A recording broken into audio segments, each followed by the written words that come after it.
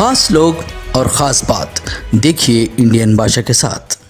आदाब नाजरीन, Avon TV की जानिब से आज मैं मौजूद हूँ रायचूर शहर के पुरानी जो बल्दिया दफ्तर थी, अब जो कारपोरेशन में तब्दील हुई है। बल्दिया से तो कई लोगों को दिक्कतें हैं, कई एक प्रॉब्लम्स हैं, मगर कारपोरेशन बनने के बाद लोग ये सोच रहे हैं कि शायद अब हमारा रायचूर शहर डेवलप होगा, शायद रायचूर शहर में कई एक चीज़ें अच्छे देखने को मिलेंगे। आज मेरे बीच रायचूर शहर बल्दिया जाके अब जो कारपोरेशन बना है उसके जो अब जुबीद बात्रा साहब जो यहाँ पर आए हैं, मैं उनसे आपको तफसीली यहाँ के जो लोगों को प्रॉब्लम हो रहे हैं, वो किस लिए हो रहे हैं, क्या दिक्कतें हो रही हैं, उसी पर एक 5 मिनट रोशनी डालूंगा। उससे कबल आप जानते हैं कि ये एक हायर ऑफिसर हैं, ऑल इंडिया लेवल पर इन्होंने अच्छे रैंकों से यहाँ तक मुकाम हासिल किया है और रायचूर में ये खिदमत के लिए आए हैं। मैं इनसे 2-3 मुलाकात करा हूँ। ये हमेशा यही कहते हैं कि रायचूर की अवाम का और यहाँ के लीडरों का साथ चाहिए, मैं रायचूर को यकीनन तब्दील करूँगा। मैं भी उम्मीद लगाता हूँ और इस शेर के साथ मैं इनसे एक मुख्तसर बात करूँगा कि मंजिलें उन्हीं को मिलती है जिनके सपनों में जान होती है, मंजिलें उन्हीं को मिलती है जिनके सपनों में जान होती है। सिर्फ पंखों से कुछ नहीं होता, हौसलों से उड़ान होती है। आपके हौसले को हम भी मानते हैं और हम भी उम्मीद करते हैं कि आपका हौसला इसी तरह से रहे, हमारा रायचूर भी एक दिन तरक्की करे। तो मैं सबसे पहले रायचूर शहर में आपने कारपोरेशन के बाद पहली बार एक हायर ऑफिसर के हिसाब से यहाँ पर आए हैं, मैं आपका यहाँ पर वेलकम करता हूँ। Thank you sir. सबसे पहले तो मैंने सुना हूँ कि इस बार जो टैक्स होता है प्रॉपर्टी का, असेसमेंट का जो प्रॉपर्टी टैक्स होता है, ये रिकॉर्ड ब्रेक हुआ है। ये कितना हुआ और कैसे पॉसिबल हुआ? प्रॉपर्टी टैक्स काफ़ी अच्छे से कलेक्शन हो रहा है। उसमें कैसे हुआ अगर आप बोलेंगे तो मेरा एक फ़िलोसफी है कि मेरा मतलब वो इन जनरल कहीं भी आप गवर्नमेंट में चले जाएं, गवर्नेंस में चले जाएं, आडलिता में चले जाएं, सेम फ़िलोसफी वहीं पे भी लागू होता है। हम अगर लोगों को करेक्ट वे में रिस्पॉन्ड करते हैं तो लोग भी हमें करेक्ट वे में रिस्पॉन्ड करते हैं। सो जब हम लोगों ने इस साल बैठ के एक मीटिंग किया और एनालाइज़ किया कि क्या क्या प्रॉब्लम्स है लोगों को, टैक्स अपडेशन में क्या प्रॉब्लम है, टैक्स पेमेंट में क्या प्रॉब्लम है, तो उससे कुछ चीज़ें हमारे सामने आई थी। तो उसके बाद हमने क्या किया कि इस बार हम लोगों ने ज़्यादा काउंटर्स ओपन किए। पहले एक ही बैंक काउंटर होता था, तो बहुत सारे लोग आते हैं जिनको एजेड होते हैं, जिनको बैठने में चलने में तकलीफ़ होती है, तो उनके लिए सबसे पहले हमने चेयर लगाया, पानी का व्यवस्था किया, काउंटर में ज़्यादा टाइम खड़ा होना ना पड़े करके उनके लिए हमने टोटल इस बार 6 काउंटर्स खोले हैं 2 बैंकों में, IDBI और बैंक ऑफ बड़ौदा मिला के। कभी 6 काउंटर मैक्सिमम टाइम पे था, किसी टाइम पे 4-4 काउंटर्स थे, पहले एक ही काउंटर होता था। तो जब लोग आ रहे हैं तो उनका वेटिंग टाइम कम होता जा रहा है, तो लोग खुश होकर आने लग गए, नंबर 1। नंबर 2, थोड़ा हमने आप लोगों के मीडिया के थ्रू, मीडिया भाइयों के थ्रू मैसेजिंग किया, क्योंकि टैक्स एक ऐसी चीज़ होती है जो हमारा ड्यूटी होता है। जैसे आपने बताया सही तरीके से कि एज कॉरपोरेशन अभी महानगर पालिका होने के बाद हमको कुछ हमारी भी ड्यूटी बनती है, नहीं तो खाली वो नेम चेंज हो जाएगा। सो लोगों को पास एक अच्छा क्लीनिंग सर्विस प्रोवाइड करना, पीने का पानी प्रोवाइड करना, स्टाफ के थ्रू एक्टिव होकर करेक्ट टाइम पे करेक्ट फाइल मूवमेंट करके काम करके देना, उन सब के लिए क्या होता है कि हमको सरकार को थोड़ा पैसे खर्च करने पड़ते हैं। तो वो जो इन्वेस्टमेंट है वो हमारे टैक्स से ही आता है। तो लोग जो हमको अभी टैक्स का पेमेंट देंगे वो टैक्स उनके पास ही वापस जाएगा इन फॉर्म ऑफ सर्विसेज। आपने देखा होगा अभी मैंने इस साल बहुत जगह पे अमृत निरलु करके एक सर्विस स्टार्ट किया है पानी के लिए, और लोग छाए में आके बैठ सके करके। और वो ऐसे हमने बनाया है कि वो कल को जब मಳೆಗಾಲ आएगा, जब मानसून आएगा, तब भी वहाँ पे उसको यूज़ कर सकते हैं। तो वो उसी टैक्स के फंड से आ रहा है। तो लोग जो फंड दे रहे हैं वो उन्हीं के लिए यूज़ होगा, और वो बहुत ही ट्रांसपेरेंट वे में, कोई भी बिना लीकेज के यूज़ हुआ करके भी हमने प्रॉमिस किया है, और वो प्रॉमिस डिलीवर भी करेंगे। तो पानी सिर्फ समर में होगा क्या हमेशा? समर में पानी रखेंगे, जब बारिश आ जाएगा, मानसून आ जाएगा, उस टाइम पे भी वो खुला रहेगा, लोग आके उसमें शेल्टर ले सकते हैं। अच्छा, पानी से बचने के लिए सर पे पानी ना गिरे करके मಳೆಗಾಲ के टाइम पे वो वहाँ बैठ सकते हैं। अच्छा, कितना टैक्स आया सर इस बार? ये सारे एफर्ट्स करने के बाद हमको एक 7.5 के ऊपर करोड़ टैक्स कलेक्ट हुआ है खाली अप्रैल में, जो कि ऑलमोस्ट एक 80% से भी ज़्यादा हमको हिचुवरी जो बोलते हैं हम, इम्प्रूवमेंट आया है। अच्छा सर, अप्रैल में और मई में बंधने से लोगों को कुछ रियायत है क्या, डिस्काउंट? अप्रैल तक 5% रियायती था, अभी मई में भी देने के लिए हमने सरकार को रिक्वेस्ट किया है। तो जहाँ तक हमको समझ में आ रहा है तो शायद मई में भी हमको वो 5% का बेनिफिट मिलेगा। अभी हम लोग वेट कर रहे हैं आदेश आने का सरकार से। अच्छा सर, टैक्स तो ले रहे हैं, मगर एक चीज़ लोगों को दिक्कत हो रही है, मैं भी देख रहा हूँ कि टैक्स भरने के बाद में लोग खुद ज़ेरॉक्स बना के लाते हैं और उसके बाद में सील वगैरह आपके, उसके बाद जो अपडेट होता है टैक्स, उसके लिए अवाम खुद टेबल टू टेबल जाना, ये तो लोगों को समझ। अभी हमने वो बंद कर दिया है। आपने जो बोला वो पुराने टाइम पे ऐसा मैंने भी देखा कि एनालाइज करके ये प्रोसेस यहाँ चल रहा था। इनफैक्ट मुझको खुद को कुछ फाइल्स ऐसे मिली कि 7-8 महीने 9 महीने पहले टैक्स पेमेंट हुआ है, अभी तक टैक्स अपडेट हुआ नहीं था। तो सारे जितने बैकलॉग थे हमने अभी क्लियर कर दिया है।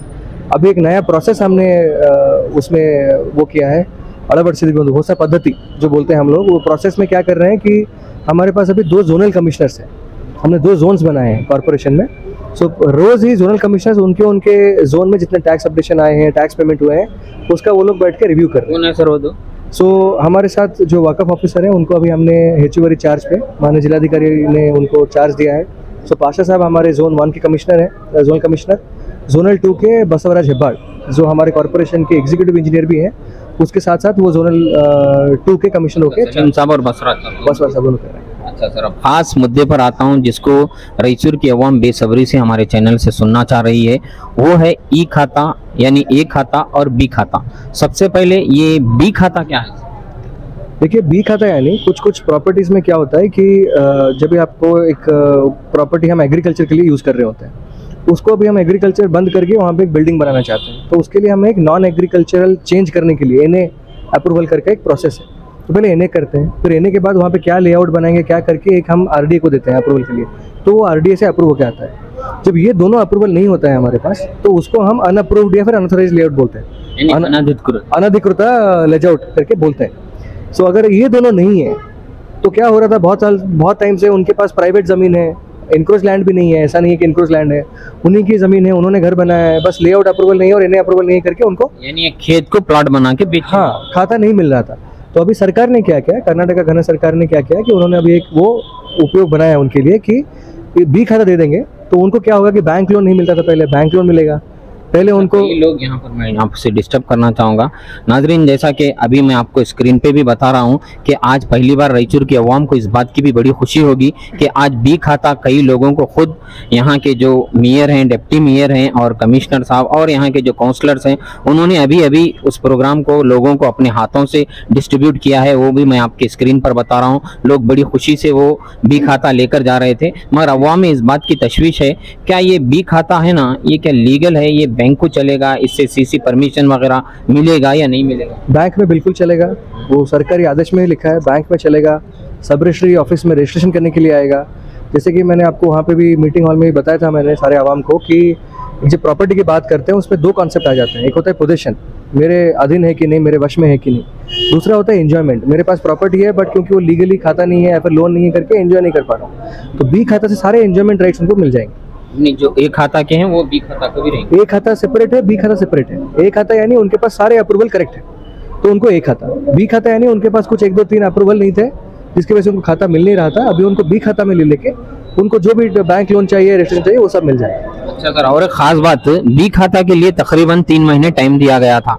ये टाइम तो मैं समझता हूँ 2 महीने करीब हो रहा है, लोगों में इस बात का भी डर है कि अब अनकरीब उसका वक्त हो जा रहा है। नहीं, देखिए, वो जो 3 महीने का टाइम था वो ड्राइव के लिए था कि आप स्पेशल ड्राइव इन 3 महीनों में करिए, लोगों को, आवाम को एक अवेयरनेस दीजिए और उसके बाद वो लोग आके आपको एप्लीकेशन देंगे, उनको आप डिस्पोज करिए, उनको खाता करके दीजिए। यानी ये कंटिन्यू रहेगा 10 तारीख के बाद भी ये कंटिन्यू रहेगा। जो ऑर्डर है, ऑर्डर वो कंटिन्यू में रहेगा, बस वो ड्राइव का जो पीरियड है वो 10 मई तक का है।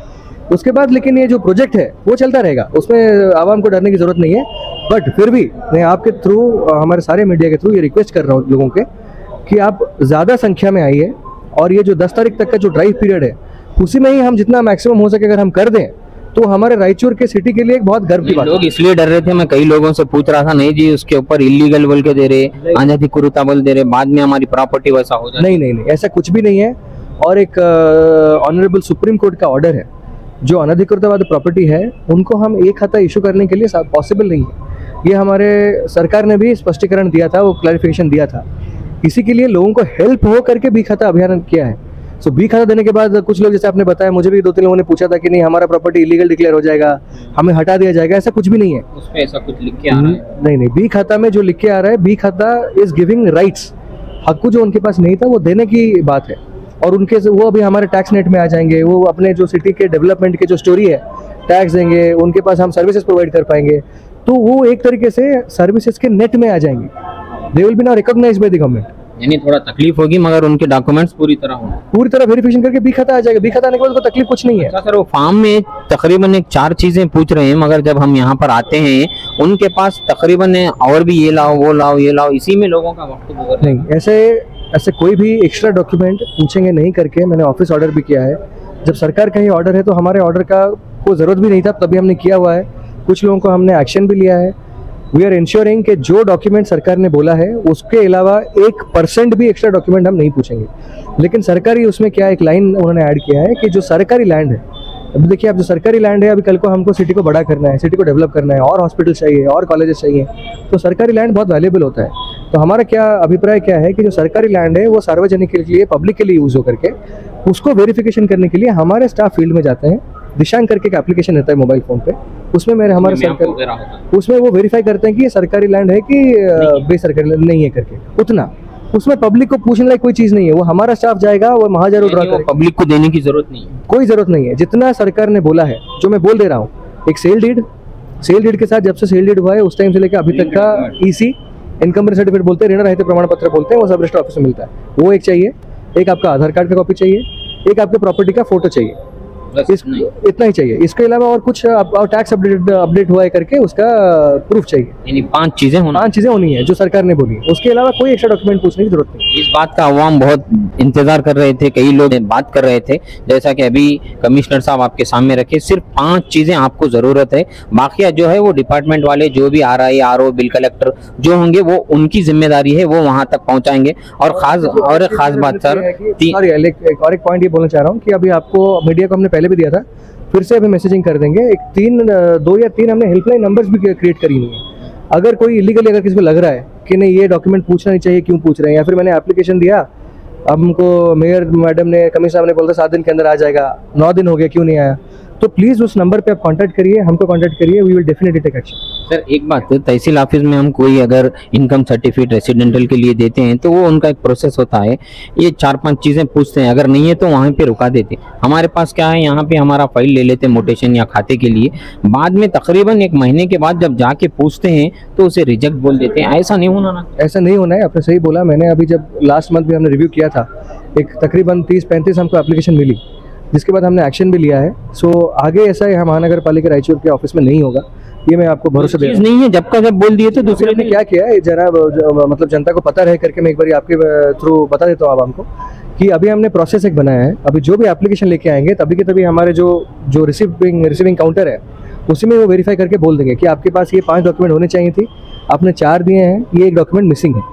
बार बार उनको आना ना पड़े करके अभी पहले हम लोग एप्लीकेशन भी लास्ट वीक रिजेक्ट कर रहे थे। अभी आपने सुना आवाम ने क्या रिक्वेस्ट किया था, उसके मुताबिक हम वो एप्लीकेशन ले लेंगे और जो आए होंगे, जो देने के लिए अर्जीदार जो आए होंगे, उनको हम इमीडिएटली बोल देंगे कि ये जो आपका डॉक्यूमेंट है ईसी नहीं है या फिर आधार कार्ड नहीं है, ये 7 दिन के अंदर अंदर आप लाके कॉर्पोरेशन ऑफिस में दे दीजिए करके। 7 दिन तक वो एप्लीकेशन हमारे पास रहेगा। 7 दिन के अंदर वो डॉक्यूमेंट दे देंगे तो वो डॉक्यूमेंट मूव होकर इशू हो जाएगा। नहीं देंगे तो उनको हम एक हिम्बा रहा एंडोर्समेंट इशू कर देंगे कि आपने ये डॉक्यूमेंट 7 दिन का नोटिस पीरियड देने के बावजूद दिया नहीं है, इसलिए आपका एप्लीकेशन रिजेक्ट किया जाएगा। अच्छा सर, जिनके होंगे उनको कितने दिन में खाता मिलेगा? 7 दिन। 7 दिन में? जिस दिन उन्होंने पूरा डॉक्यूमेंट दे दिया, एप्लीकेशन सबमिट कर दिया, उससे 7 दिन के अंदर अंदर उनका खाता मिल जाएगा। खुद मेरी एक सिस्टर का मैंने तकरीबन 4 महीने से डाला हुआ हूँ, मुझे इतनी दिक्कतें हो रही हैं। नसीम नवाज बोल के ओल्ड ये है, उसको इतना सता रहे हैं यहाँ पर। उसकी किसी ऑफिसर को मैं समझता हूँ कारपोरेशन होने के बाद चंद लोगों को अपनी क्या ड्यूटी है, अपने कौन से कंप्यूटर पे क्या उनको लॉगिन करना है, ये कुछ लोगों को समझ में नहीं आ रहा है। इसकी वजह से नहीं, उसको समझ में नहीं आ रहा था, अभी उनको समझ में आ रहा है। हम लोगों ने 2-3 ट्रेनिंग कैंप्स में ऑर्गेनाइज किया है।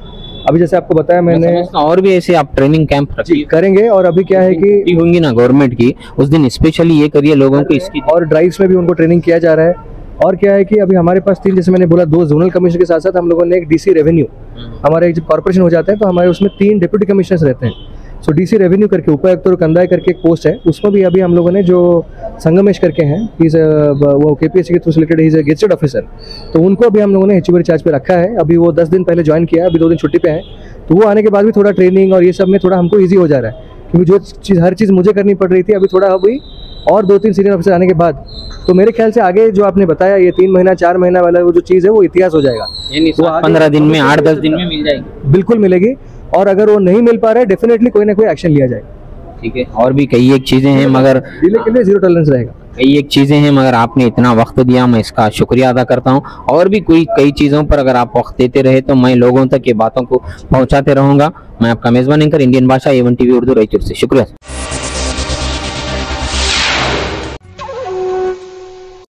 एम्पायर और हमराज की क्या खास बात है मासूम भाई? यहाँ की सिलाई और कपड़ा ब्रांडेड ब्रांडेड ब्रांडेड।